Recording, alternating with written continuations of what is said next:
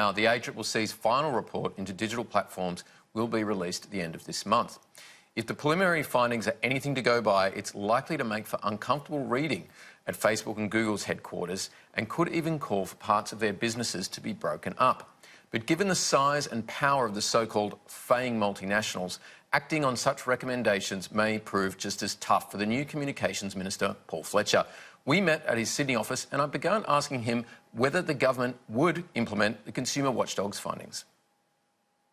Look, I think it's premature to be commenting on what the possible recommendations might be and indeed what government's response might be.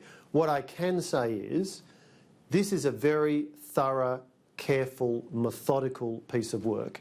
We've done that and we've asked the ACCC to do that quite deliberately. I do think that they will be looking at the menu of competition policy levers to see if there are any of those that they recommend being applied. But I think they will also be very conscious of the fact that the internet is a global phenomenon, that the companies we're talking about are global, but the technology is the enabler to their economic substance and significance. And so that's why we want the ACCC to be having a look at this through those economic policy considerations: market share, economies of scale, economies of scope, pricing power, all of those kinds of issues. Yeah.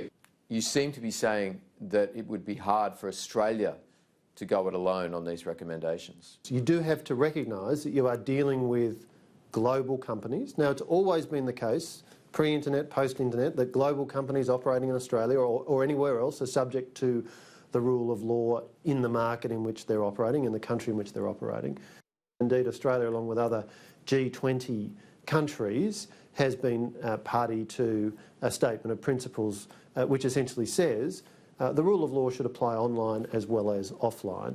And obviously, as a nation, we stand ready to work with other countries on consistent approaches, as we've done in a whole range of ways. But at the end of the day, the Australian government has a responsibility to the Australian people to keep them safe, and we certainly have a set of economic policy objectives, and that is why we are asking a major economic regulator in the ACCC to look at the operation of internet-based businesses and particularly digital platforms. To the NBN, many were expecting Labor to write down that cost should they have won the election. Obviously that hasn't happened, but would you consider a write-down of the NBN? Are you still committed to it as a private enterprise?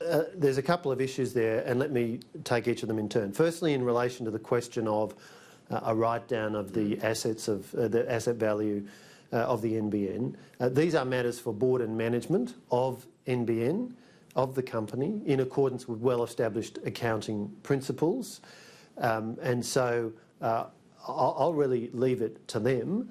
In relation to the NBN more broadly and what happens over coming years, we are on target to complete the rollout next year. That's a very significant achievement. I pay tribute to my ministerial predecessors, Malcolm Turnbull and Mitch Fifield, for where we've got to today with over 5 million premises connected, over 8 million premises able to connect. Remember, when we came to government, barely 50,000 premises able to connect. Hypothetical benefits are all very well, but what you need to get is the network rolled out as quickly as possible and connected to as many people as quickly as possible. One idea perhaps to bring down the cost of the NBN would be it no longer has to pay the wholesale prices to Telstra, $1 billion a year to access their ducts and exchanges. Could the government see a way of taking over that annual payment to Telstra to perhaps bring the price down? Look, that's not an idea that we're considering. I mean, just to be clear, what that would essentially do is pass on to taxpayers a liability that presently sits with the company itself. Now, moving to 5G, and Huawei's chairman yesterday in Australia said they were still hoping on some level to be involved in the rollout of the 5G network. Do you categorically rule out involvement by 5G in that network? And would it actually lead to a more expensive 5G network if Huawei were not involved? Look, what I'd simply say is these matters were very carefully considered by the Australian government last year. A position was arrived at. That position won't be changed. In relation to vendors providing 5G technology, what I'd say is there's a number of vendors who provide 5G technology. I'm certainly confident, the government's confident that there are vendors able to provide high quality 5G networks and to construct those working with the telcos so that those services are provided. Briefly, I just wanted to ask you about Telstra. You obviously had a history at Optus, but what are your thoughts on how Telstra is travelling as a company? Telstra has a strong future. We are well served in Australia, in my judgment, by the telecommunications industry. Companies in providing fixed line services, companies providing mobile services. I think we've got a vigorous, dynamic, competitive market. I think that's very important. And I think we can see the evidence of that in the rate at which innovation has been delivered.